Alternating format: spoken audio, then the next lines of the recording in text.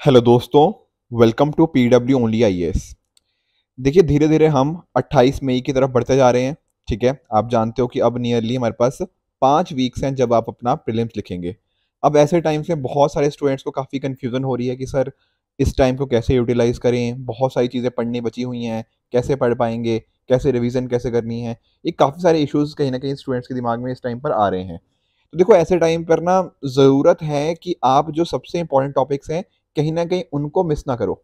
बहुत बार होता क्या है कि हमारे पास इतनी सारी चीज़ें पढ़ने के लिए होती हैं, उस वजह से होता क्या है कि जो इम्पोर्टेंट टॉपिक्स हैं कई बार हम उनको मिस कर जाते हैं। बहुत सारे रैंडम टॉपिक्स पढ़ते रहते हैं इधर-उधर से एंड जो इम्पोर्टेंट था उसको छोड़ देते हैं। तो आज के सेशन में ना हम थोड़ा डिस्कस करेंगे कि सबसे ज़्यादा इम्पोर्टेंट टॉपिक्स कौन-से हैं यूपीएससी के। दोस्तों, इससे पहले कि हम आगे बढ़ें, मैं एक छोटी सी इन्फॉर्मेशन आप सभी के साथ शेयर करना चाहता हूँ, that is regarding free offline mentorship session. देखिए, यूपीएससी की जर्नी के अंदर ना काफ़ी हमें गलतियाँ करते हैं, काफ़ी बार हमें काफ़ी कुछ प्रॉब्लम्स फेस करने को मिलती हैं, वहाँ पर रोल आता है मेंटरशिप का। अब हमारी टीम के अंदर बहुत सारे डेडिकेटेड मेंटर्स हैं, जो आपकी कोई भी प्रॉब्लम हो यूपीएससी के रिगार्डिंग, वहाँ पर आपको असिस्ट करने के लिए बिल्कुल रेडी हैं, ठीक है? तो यहाँ पर आने आपका एड्रेस बताया है, करोल बाग मेट्रो स्टेशन के पास में आपको हमारा जो only IAS, PW only IAS का ऑफिस है, वो आपको देखने को मिल जाएगा। तो यहाँ पर जाके आपकी जो भी कहीं न कहीं आपके प्रॉब्लम्स आप फेस करते हो, वो इस फ्री ऑफलाइन मेंटरशिप सेशन के अंदर आप यहाँ पे आकर अपनी मेंटरशिप रिगार्डिंग जो इश्यूज हैं कहीं ना कहीं उनको रिजॉल्व करवा सकते हो एंड अपनी प्रेपरेशन को आप और भी बेहतर बना सकते हैं। देखो, मैं पहले ही आपको एक छोटा सा एग्जांपल दूं, एक डिस्क्लेमर दे दूं कि देखो, यूपीएससी को बोलते हैं ना कि थोड़ा अनप्रडिक्टेबल है, तो बिल्कुल ये बात है, बहुत सारी अनप्रडिक्टेबिलिटी हमें देखने को मिलती है इस एग्जाम के अंदर। पर कुछ ऐसी थीम्स डेफिनेटली हमें देखने को मिलती हैं जहां से यूपीएससी ने बार बार क्वेश्चंस पूछे हुए हैं। तो being a serious UPSC aspirant, आप सभी को ये गलती नहीं करनी है कि ये वाली थीम्स आप मिस कर जाओ, क्योंकि अच्छे खासे क्वेश्चन इनमें से देखने को मिल जाएंगे। तो मेक श्योर कि आप इस वीडियो को पूरा देखिए, ठीक है ना? और जो रिपीटेड थीम्स है कहीं ना कहीं उनके ऊपर आप वर्क करते रहिए। आप रियलाइज करोगे आने वाले दिनों के अंदर, अगर आपके टेस्ट सीरीज वगैरह में मार्क्स कम भी आ रहे थे ना, तो मार्क्स भी इंप्रूव होंगे एंड कहीं ना कहीं जब आप 28 मई को अपना एग्जाम देने जाओगे, तो अगर आपने इन सभी टॉपिक्स के ऊपर फोकस किया है, एक अच्छा खासा कॉन्फिडेंस आएगा, ठीक है, एंड काफी अच्छा स्कोर आप कर पाओगे। और एक बात और ध्यान रखो, इन 5 वीक्स में बहुत ज्यादा कुछ नया पढ़ने की जरूरत नहीं है, कोई नए सोर्सेज उठाने की जरूरत नहीं है कि मैं ये बुक पढ़ लूँ वो बुक पढ़ लूँ। यहाँ पर आपको अपनी एंग्जाइटी के ऊपर ना थोड़ा कंट्रोल रखना पड़ेगा। बहुत लोग बहुत ही एंशियस हो जाते हैं, तो कहीं ना कहीं अगर आप थोड़ा काम एंड कंपोज रह के इन चीज़ों को रिवाइज करने की कोशिश करोगे, तो आई एम श्योर कि आपको ये काफ़ी बेनिफिट रहेगा। तो कुछ थीम्स को इंपॉर्टेंट को डिस्कस कर लेते हैं। देखो, सबसे पहले अगर मैं बात करता हूँ, देखो पॉलिटी की, तो पॉलिटी में आप रियलाइज करो कि कुछ ऐसे टॉपिक्स हैं जैसे फॉर एग्जांपल कि हमारा कॉन्स्टिट्यूशन का डेवलपमेंट कैसे हुआ, कैसे कैसे इसका फॉर्मेशन होने को देखने को मिलता है, कैसे कैसे आज के फॉर्म में वो इवॉल्व हुआ। जैसे फॉर एग्जांपल प्रियम्बल हो गया। प्रियम्बल के अंदर भी ना फिर आपको हर चीज का मीनिंग भी पता होना चाहिए, ठीक है? जैसे वर्ड लिखा ना प्रियम्बल, तो ऐसा नहीं कि बस आपने प्रियम्बल गो थ्रू कर लिया, आपको डेफिनेटली हर चीज पता तो होनी चाहिए कि प्रियम्बल में क्या है। साथ में जैसे हर पर्टिकुलर वर्ड का meaning, sovereign, socialist, secular, democratic, Republic, इनका मीनिंग क्या होता है।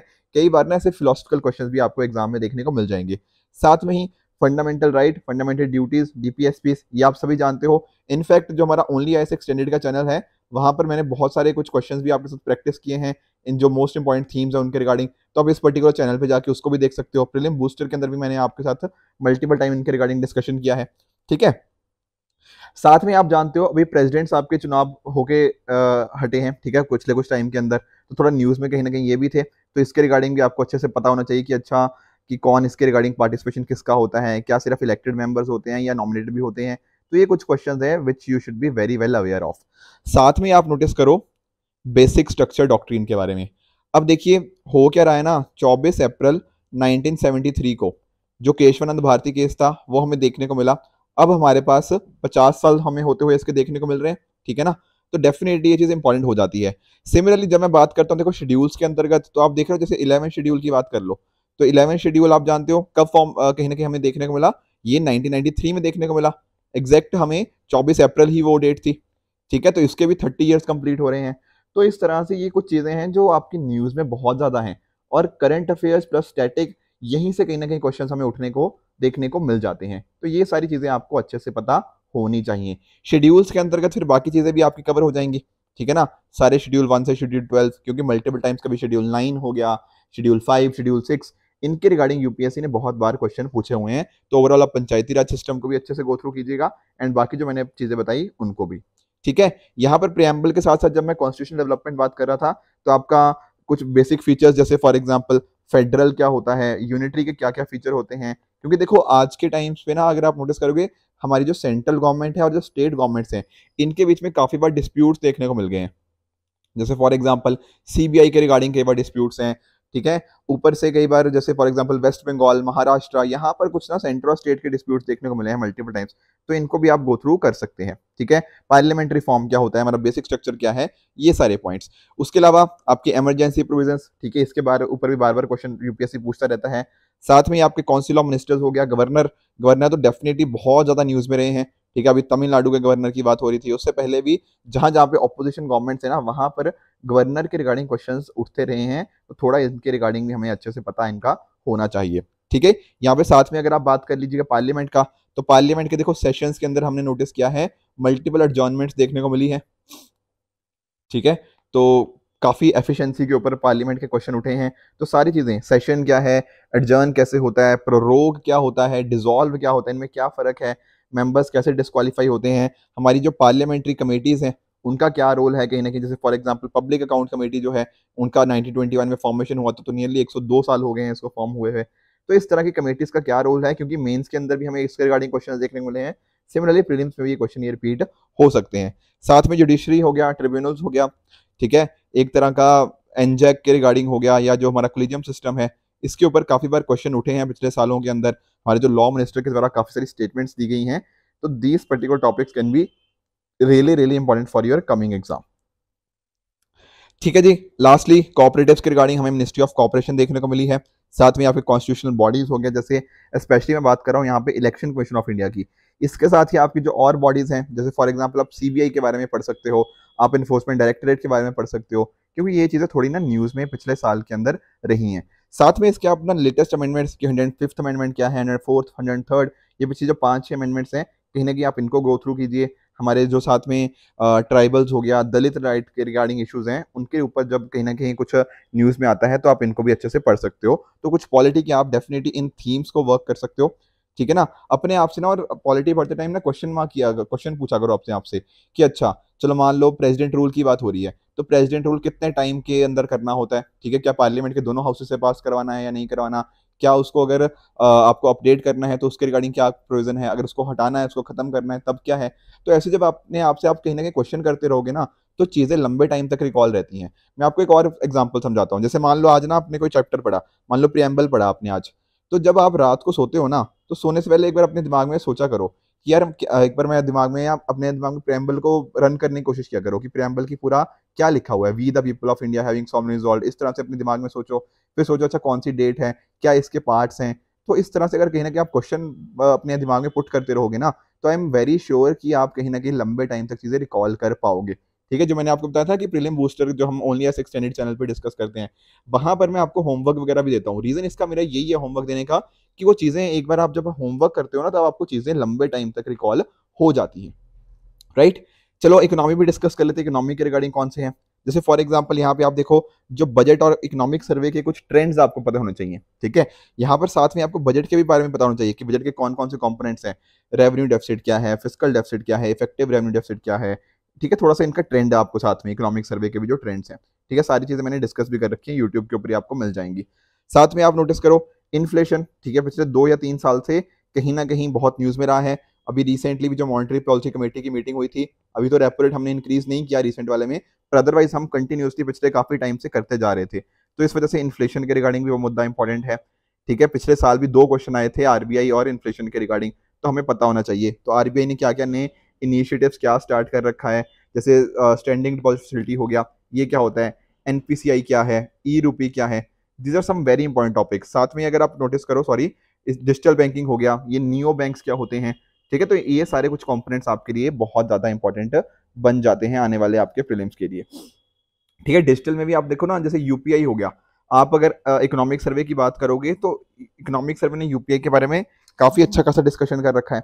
साथ में आप आधार हो गया, आपका कोविन प्लेटफॉर्म हो गया, जीएसटी के रिगार्डिंग मल्टीपल टाइम्स कहीं ना कहीं न्यूज में अभी ये टाइम रहा है, ठीक है। इन्फ्लेशन की अगर मैं बात करता हूँ तो सारी चीजें, डिमांड पुल क्या है, कॉस्ट पुश क्या है, डिस्फ्लेशन क्या है, डीफ्लेशन क्या है, इन्फ्लेशन में किसको फायदा होता है, किसको नुकसान होता है, राइट। नेशनल इनकम क्या होता है, ये कुछ बिल्कुल बेसिक्स, जीडीपी, जीएनपी, ये सारी चीजें, ठीक है। आरबीआई की जैसे मैं बात कर रहा था ना, तो जैसे एफएसडीसी हो गया, ठीक है, एफएसडीसी हमें देखने को मिला, मतलब not exactly related to RBI, पर पिछले साल के काफी इनिशिएटिव्स हमें देखने को मिले। बैंक बोर्ड ब्यूरो की जगह हमें पिछले साल के अंदर एफएसआई भी फॉर्मेशन देखने को मिली। प्रायोरिटी सेक्टर लेंडिंग के रिगार्डिंग हमें नॉर्म्स के अंदर कुछ आरबीआई ने बार बार डिस्कशंस किया। Retail direct credit RDD scheme होती है, ठीक है, नियो बैंक्स हो गया, ठीक है, इसके अलावा आपके जो डिजिटल बैंकिंग यूनिट्स हो गया, ये कुछ बहुत इंपॉर्टेंट फैक्टर्स बन जाते हैं। साथ में अगर आप एग्रीकल्चर की बात करो ना, तो एग्रीकल्चर दोनों पर्सपेक्टिव से आपका इंपॉर्टेंट हो जाता है, चाहे आप बात करो ज्योग्राफिकल पर्सपेक्टिव से, चाहे इकोनॉमी के पर्सपेक्टिव से। जैसे फॉर एग्जांपल आप प्रीवियस ईयर अगर क्वेश्चन देखोगे तो डब्ल्यूटीओ के ऊपर बार बार क्वेश्चन पूछे हुए हैं एग्रीकल्चर के ऊपर। अलग अलग तरह की हमारे यहाँ पे सब्सिडीज दी जाती हैं, ठीक है, कौन इसको देता है, जैसे एमएसपी हो गया, सीएसीपी क्या है, cabinet committee on economic affairs क्या है, किसका क्या रोल है, फार्म प्रोटेस्ट हमें देखने को मिले हैं, तो कहीं ना कहीं अलग अलग जो स्कीम्स हैं वो इंपॉर्टेंट है। ऊपर से 2023 जो है वो इंटरनेशनल ईयर ऑफ मिलेट्स है, तो मिलेट्स के बारे में हो गया, आपको फर्टिलाइजर के बारे में हो गया, पीएम स्वानिधि स्कीम, ये कुछ इंपॉर्टेंट स्कीम्स हैं जो एग्रीकल्चर सेक्टर से आप डेफिनेटली गो थ्रू कर सकते हो। साथ में आपको बात करूं, ठीक है, फॉरेक्स रिजर्व्स, ठीक है, थोड़ा सा डिप्लीशन हमें देखने को मिला, थोड़ी कमी देखने को मिली थी, बट फिर भी इकोनॉमिक सर्वे ने बोला है कि हाँ हमारे पास अभी भी एनफ रिजर्व्स हैं, तो फॉरेक्स रिजर्व्स उस कॉन्टेक्स्ट में आप अच्छे से यहाँ पे पढ़ सकते हो, ठीक है। ट्रेडिंग के रिगार्डिंग जो कुछ पैरामीटर्स हैं उनको आप पढ़ सकते हो, रेटिंग एजेंसीज हो गया, बॉन्ड्स हो गया, कुछ बेसिक कॉन्सेप्ट्स इसके साथ ही साथ, ठीक है। यहाँ पे ना आप बैलेंस ऑफ पेमेंट्स भी आप एक मान के चलिए इंपॉर्टेंट टॉपिक, ठीक है, कि करंट अकाउंट क्या है, कैपिटल अकाउंट क्या है, करेंसी अगर एप्रिशिएट होती है या करेंसी डेप्रिशिएट होती है, जैसे हमने देखा ना कि रुपी डेप्रिशिएट हुआ था, तो उसके क्या फायदे हैं, क्या नुकसान है, क्या कैसे कैसे उसने हमारे ट्रेड को इम्पैक्ट किया है। ऊपर से आप देखो, जब मैं बात करता ट्रेड की, तो कोविड-19 पेंडेमिक हो गया, या फिर जो रशिया यूक्रेन का क्राइसिस है, कहीं ना कहीं उसने दुनिया में ट्रेड को इम्पैक्ट किया है। फिर हमने स्विफ्ट सिस्टम भी पिछले साल बहुत न्यूज में देखा, कहीं ना कहीं इंटरनेशनलाइजेशन ऑफ रुपी की बात हो रही है, नॉस्ट्रो अकाउंट हो गया आपका, वॉस्ट्रो अकाउंट हो गया, ये बहुत ज़्यादा इंपॉर्टेंट हो जाते हैं। और उसी के साथ फॉरेक्स रिजर्व तो हमने समझ ही लिया कि एफडीआई क्या है, इसके साथ में लिंक्ड एफआईआई क्या है, ठीक है ना, बॉन्ड यील्ड क्या है, हमारे प्लान्स ने कैसे कैसे परफॉर्म किया है, तो ये कुछ इंपॉर्टेंट कॉन्सेप्ट हमें अच्छे से पता होने चाहिए विद रिगार्ड्स टू इकोनॉमी। मुझे पता है देखो बहुत सारे मैं टॉपिक्स यहाँ पे गिना रहा हूँ, पर अगर कहीं ना कहीं आपने इन थीम्स को पकड़ लिया ना, थीम्स को आइडेंटिफाई कर लिया, तो एक मेजॉरिटी ऑफ द क्वेश्चन आपके आने वाले फिल्म्स के अंदर आपको इसके थ्रू आंसर किए जा पाएंगे। अगला टॉपिक आर्ट एंड कल्चर एक बार देख लेते हैं। देखो आर्ट एंड कल्चर में ना आपको सिलेक्टिवली पढ़ना पड़ेगा, अगर आप बहुत ज़्यादा डेप्थ में चले जाओगे तो शायद आप बहुत ज़्यादा अपना टाइम लगा दोगे इसको पढ़ने के अंदर, पर आउटपुट शायद उतना ना आ पाए। जैसे फॉर एग्जाम्पल आप नोटिस कीजिए Buddhism and Jainism, multiple times इसी के रिगार्डिंग क्वेश्चन पूछे हुए हैं, इनकी बुक्स के बारे में, उनकी टीचिंग्स के बारे में, किस डिफरेंट जो डिफरेंट डिफरेंट के सेक्ट्स हमें देखने को मिले हैं उनके रिगार्डिंग, तो बार बार बुद्धिज्म एंड जैनिज्म तो सबसे one of the favourite themes हैं, इसको तो आपको मिस डेफिनेटली करना ही नहीं चाहिए। साथ में जो यूनेस्को की वर्ल्ड हेरिटेज साइट्स हैं, क्या क्या नई चीज़ें ऐड हो रही हैं, उसके ऊपर यूपीएससी ने मल्टीपल टाइम्स क्वेश्चन पूछती रहती है, जो करंट अफेयर्स में कहीं ना कहीं है वो तो बहुत ज़्यादा रिलेवेंट आपके लिए बन जाती हैं। फिलोसफी के जो डिफरेंट डिफरेंट स्कूल्स हैं उनको आपको पढ़ना चाहिए। साथ में ही भक्ति एंड सूफी सेंट्स हो गया, उनको आप एक बार रिवाइज कर सकते हो कि कौन अलग अलग, गुरु नानक देव जी की टीचिंग्स क्या थी, संत कबीर जी की क्या थी, कैसे इसका स्टार्ट हुआ, ठीक है ना, अद्वैत वेदांत क्या है, ये सारी चीज़ें आपको डेफिनेटली इसमें गो थ्रू करनी होंगी। क्लासिकल डांस हो गया आपका, क्लासिकल म्यूजिक हो गया, आपकी पेंटिंग और आर्किटेक्चर, ये आपको you should go through this, ठीक है ना। कई बार ना केव्स हो गया आपका और जो टेम्पल्स हैं इनके ऊपर भी क्वेश्चंस पूछ लिए जाते हैं, तो ये कुछ फेवरेट थीम्स हैं, इनको आप कहीं ना कहीं आप आइडेंटिफाई करते रहो, उनको रिगार्डिंग करंट अफेयर्स के साथ लिंकेज करके पढ़ते रहो, तो बहुत आपको फायदा ये दे देगा। अगला टॉपिक अगर हम बात करें हम एंशियंट हिस्ट्री की, तो एंशियंट हिस्ट्री के रिगार्डिंग ना कुछ टर्मिनोलॉजीज हैं वो हमें ध्यान में रखनी पड़ती हैं, ठीक है ना। जैसे कि कुछ टर्म्स आपसे कई बार पूछ ली जाती है कि उपासक क्या है, मान लीजिए, ठीक है, अभी पूछा गया था परिव्राजक के बारे में क्वेश्चन पूछा गया था, तो कुछ ऐसे टर्म्स होती हैं, बलि का एक बार मीनिंग पूछा हुआ है, तो जो टर्म्स इस तरह से स्पेसिफिक कुछ टर्म्स है ना, इन टर्म्स के ऊपर ज़्यादा ध्यान दीजिएगा, क्योंकि मल्टीपल टाइम्स ये टर्मिनोलॉजीज के ऊपर क्वेश्चन पूछे जाते हैं। फिर मैं बात करूँ, देखो आईबीसी इंडस वैली सिविलाइजेशन काफी इंपॉर्टेंट है, जैसे अभी पिछले सालों के अंदर हमें धोलावीरा के ऊपर क्वेश्चन देखने को मिला, ठीक है, जो अलग अलग साइट्स हैं उसके रिगार्डिंग पहले क्वेश्चन पूछ रखे हैं कि इनमें से कौन सी एक इंडस वैली साइट नहीं है, इस तरह के क्वेश्चन आ जाते हैं, ठीक है। फिर नेक्स्ट आप मौर्यन पीरियड की बात करो, तो मौर्यंस में भी देखो डेफिनेटली सारे मौर्यन पॉइंट है, बट अशोका के ऊपर अगर आपने नोटिस किया होगा ना, पिछले कई सालों के अंदर मल्टीपल क्वेश्चन हमें देखने को मिले हैं, थोड़े लिबरल लीडर थे आप सभी जानते हो, तो काफी इंपॉर्टेंट इनका रोल रहा है, एंड इसी वजह से कहीं ना कहीं यूपीएससी भी इसको रियलाइज करती है, and it has asked multiple question with regards to it, right. Similarly Gupta period हो गया, तो गुप्ता पीरियड के रिगार्डिंग भी आपको सेम ही चीज पता होनी चाहिए। देखो एंशियंट हिस्ट्री में ना कई बार हम बहुत ज्यादा ना चीज़ों को रटने की कोशिश करते हैं, या फिर अदर आई शुड से कि ये देखने की कोशिश करते हैं कि कौन से किंग ने किसको मार दिया, किससे किसकी लड़ाई हुई। पर एडमिनिस्ट्रेशन के ऊपर, एस्पेक्ट्स के ऊपर हम फोकस कम करते हैं। पर एक्चुअल में आपको ऐसा नहीं करना। एग्जाम में अगर आप नोटिस करोगे प्रीवियस ईयर क्वेश्चंस को, तो एडमिनिस्ट्रेशन के ऊपर अच्छा खासा फोकस रहता है कि अशोका के अंदर कैसी एडमिनिस्ट्रेशन थी, गुप्ता पीरियड के अंदर कैसी एडमिनिस्ट्रेशन थी। तो इन सभी चीज़ों का आपको ध्यान में रखना है। तो गुप्ता के अंदर भी आप ना, जैसे फॉर एग्जाम्पल हम बात करें, जैसे इनके अंदर आप कालिदासा हो गया, ठीक है ना, ये अलग अलग जो हमें देखने को मिलते हैं, तो ये भी हमें अच्छे से पता होना चाहिए। इनके रिगार्डिंग भी आपको एडमिनिस्ट्रेशन एस्पेक्ट पे ज़्यादा थोड़ा फोकस रखना है। लास्ट में बात कर रहा हूँ संगम एज की, ठीक है ना। अक्सर मैंने नोटिस किया है कि ना स्टूडेंट्स संगम एज को थोड़ा स्किप कर जाते हैं, थोड़ा कई बार समझने में दिक्कत आती है, ठीक है। बट साउथ इंडिया की हिस्ट्री को हमें समझने के लिए, और कहीं ना कहीं जैसा हमारा हम बात कर रहे हैं कि शायद कुछ जगह को हम उतनी इंपॉर्टेंस हिस्ट्री में नहीं दे पाए, तो संगम एज को भी शायद हम उतनी इंपॉर्टेंस नहीं दे पाते हैं। तो इसलिए आपको ना गड़बड़ नहीं करनी है, इसको भी अच्छे से पढ़ना है। मल्टीपल टाइम्स क्वेश्चन आ चुके हैं, इवन मेंस में भी आई थिंक 5 या 6 साल पहले क्वेश्चन आया था। तो संगम एज इज रियली इंपॉर्टेंट आपके एग्जाम के लिए। साथ में अगर मैं बात करूं, मेडिवल हिस्ट्री की बात करूं, ठीक है ना, तो यहाँ पर भी देखो कई बार ना, जैसे एडमिनिस्ट्रेशन ही हमें यहाँ पे थोड़ा देखना है। कई बार कुछ पोर्ट्स वगैरह हमें देखने को मिलते हैं, तो उन पोर्ट्स के नाम पूछ लिए जाते हैं। कई बार लैंड सिस्टम के बारे में पूछ लिया जाता है।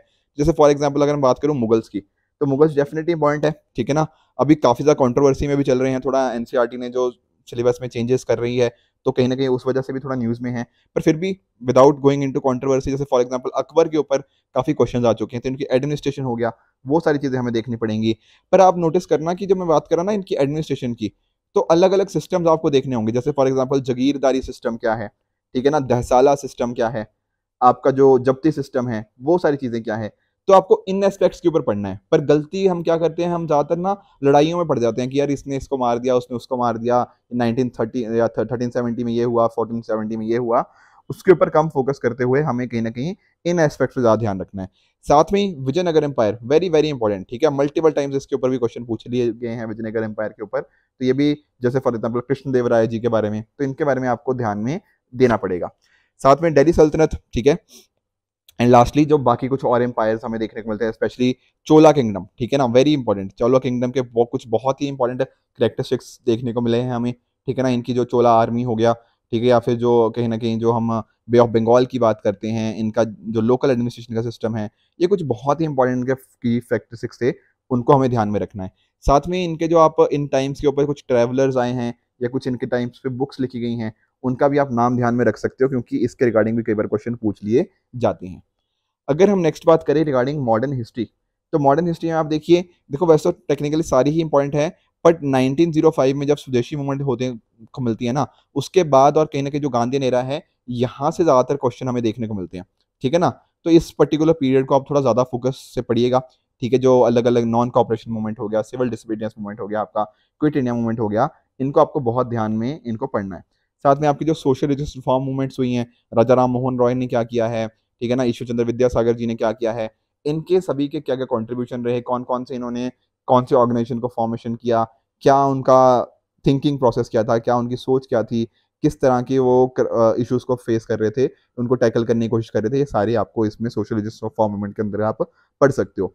फिर कई बार कुछ क्वेश्चन जनरल गवर्नर जनरल्स के रिगार्डिंग आ जाते हैं, जैसे लॉर्ड लिटन हो गया, ठीक है, इनकी एक्सप्लॉयटेटिव पॉलिसीज आप जानते हो। लॉर्ड रिपन ने क्या किया है, कई बार आपसे जैसे लॉर्ड कॉर्नवालिस के बारे में पूछ लिया जाता है, ठीक है ना।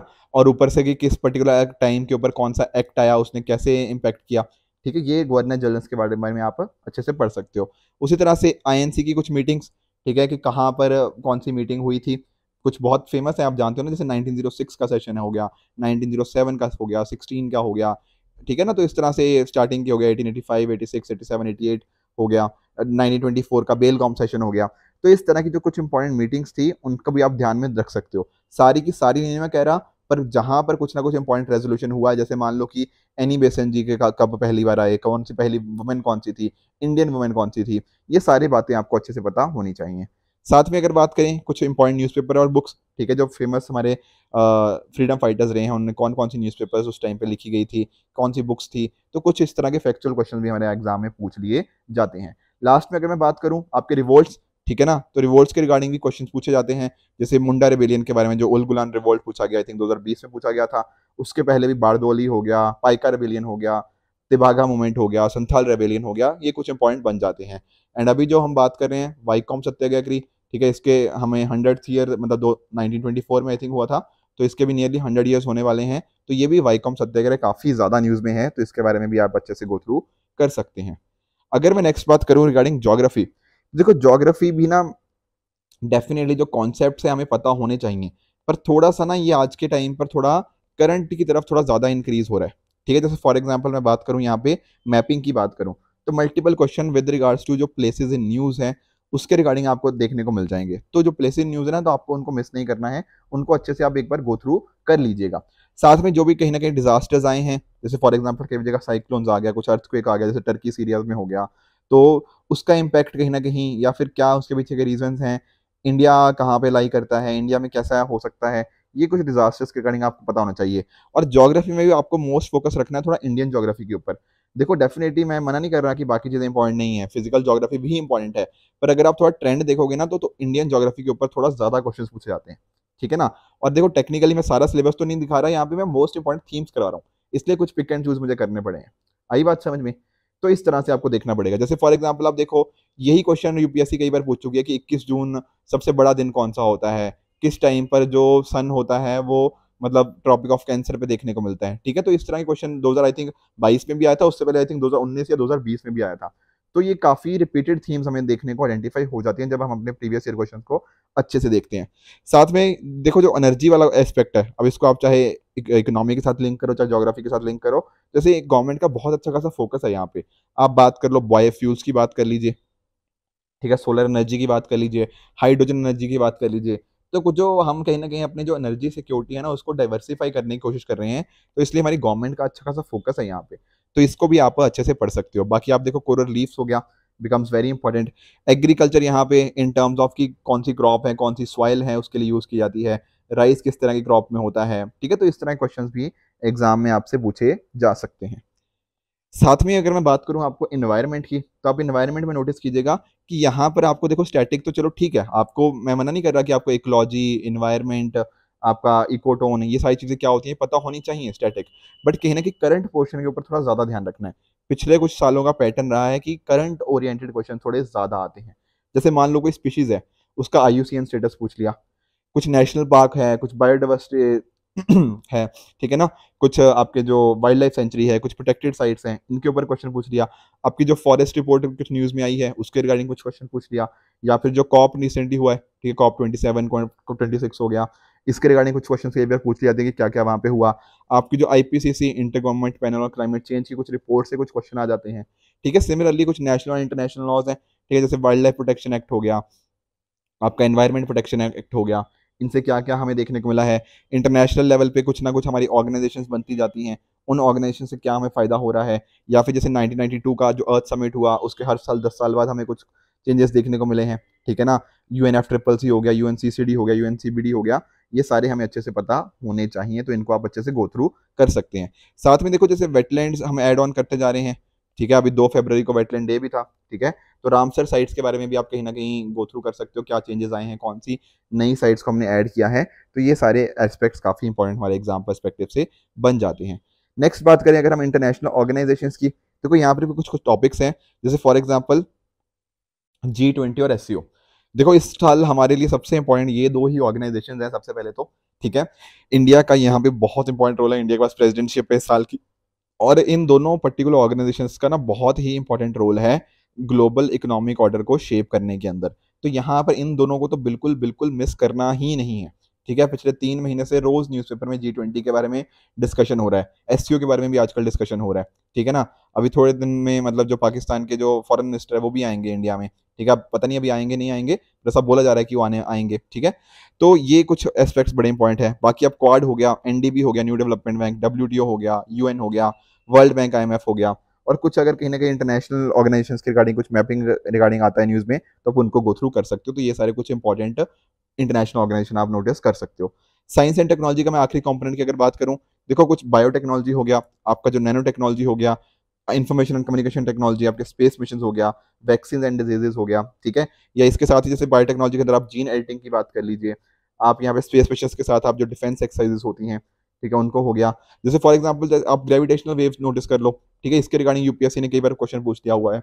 तो इस तरह के कहीं ना कहीं जो न्यूज़ में एस्पेक्ट है ना, वो ज़्यादा पूछे जाते हैं साइंस एंड टेक्नोलॉजी के ऊपर भी, ठीक है। बहुत, मैं मना नहीं कर रहा कि स्टैटिक कंपोनेंट नहीं पूछते, पूछते हैं, बट एक अच्छा खासा अगर आप प्रपोर्शन देखोगे ना, तो ज़्यादा वेटेज यहाँ पे साइंस एंड टेक्नोलॉजी में करंट टेक्नोलॉजीज के ऊपर रहता है कि उसकी क्या एप्लीकेशंस हो सकती हैं, किस तरह की टेक्नोलॉजी यूज़ करी गई है, 5G क्या है, 6G क्या है, कैसे इनको यूज़ किया जा रहा है, क्या इसके फ्यूचरिस्टिक एप्लीकेशंस हो सकते हैं।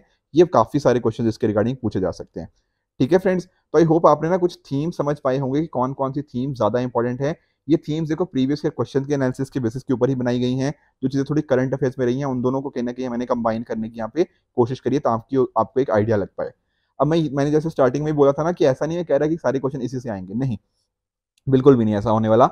बट एक अच्छा खासा ना आपको दिमाग में कॉन्फिडेंस भी आएगा कि यार जो मोस्ट इंपॉर्टेंट टॉपिक्स है कहीं ना कहीं मैंने वो कवर कर लिए, और एक स्ट्रॉन्ग कहीं ना कहीं रहता है कि यूपीएससी प्रीवियस ईयर क्वेश्चंस की उन्हीं थीम्स के ऊपर बार बार क्वेश्चंस पूछती है। Getting the point. तो इन थीम्स को आप कहीं ना कहीं अपनी रिवीजन के अंदर एक अच्छी खासी प्रायोरिटी देकर चलिएगा, ताकि इंश्योर किया जा पाए कि आने वाले एक महीने के अंदर आप इन सभी थीम्स को मिस ना करो, एंड जो कुछ अच्छे मार्क्स आप कहीं ना कहीं गेन कर सकते हो उनसे आप मिस ना हो जाओ। आई बात समझ में? तो ये था आज का वीडियो। आई होप आपने अच्छे से इन सभी चीज़ों को नोटिस किया होगा, एंड साथ साथ समझा होगा कि कैसे आने वाले दिनों के अंदर आप अपनी टाइम को मैनेज करते हुए जो मोस्ट इंपॉर्टेंट थीम्स हैं उनको कवर कर सकते हो। तो आई होप आपको ये वीडियो काफ़ी बेनिफिशियल लगा होगा। इसी तरह से आप भी अपने एंड पे हार्ड वर्क करते रहिए। Goodbye and good luck.